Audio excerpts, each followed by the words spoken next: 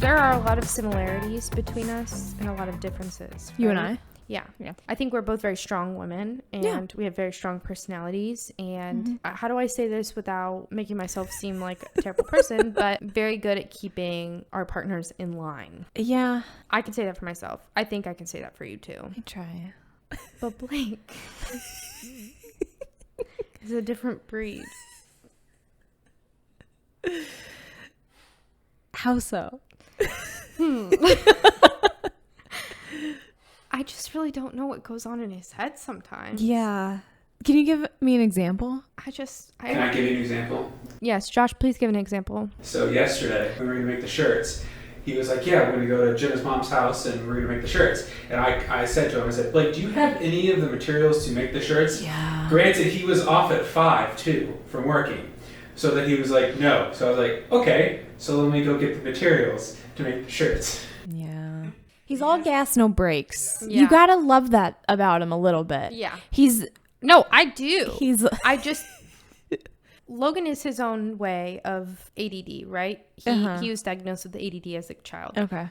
But his ADD is much different than Blake's ADD. Yeah. But there are very few people that I feel like I can have a true conversation where I don't have to put on this mask or like personality or really control my thoughts with, other than Blake, because it doesn't matter what comes out of my mouth. He's nonsense. He'll match that and then some. Oh yeah. So he's so funny. So we just went to go see my brother and my sister-in-law and their 2 kids, and he like equally sits on the couch and watches football with my brother, Blake does not watch football. Yeah. And then we'll sit and play Pokemon with my 11-year-old niece. Like he's like on it. He's like, what do you want? I'm there, Wow. Which is great. But then I agree, his planning. Yeah. Sure. Execution. Yeah. But if you give him time, he'll get it. He would have gotten the shirts. Yeah. So one of the things that I said when we first brought Blake on the podcast was that I didn't understand how the two of you got together. Yeah. And I got my first hate comment about that, by the way. Oh, because, I was saying remember. Blake's hot wife, da-di-da-di-da-da-da. Yeah. And I think the internet assumed that I meant, Blake, you're an ugly piece of garbage. How did you end up with a hot wife? No, but I can understand why that. Maybe people who saw the, 30-second clip might have thought that.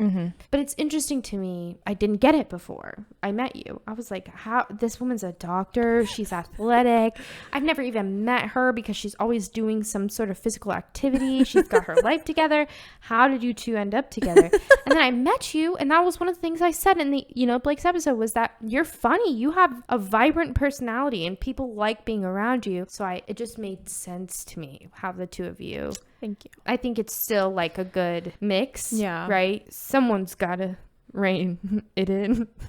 Yeah. But also, like, if it weren't for him, I would be so go, Yeah. right? And he's the one that's like, I need you to sit down and we're gonna do something fun, and like we're gonna be spontaneous and we don't need a plan. You know what I mean? Like Which is like my worst nightmare. Yeah, mine too. But I think that's important. So like just as much as like he needs somebody to like rein him in, I need somebody to be like, slow down. So it's a really good balance. Sit down. Yeah. So it is. So I need him just as much as maybe he needs me. Yeah.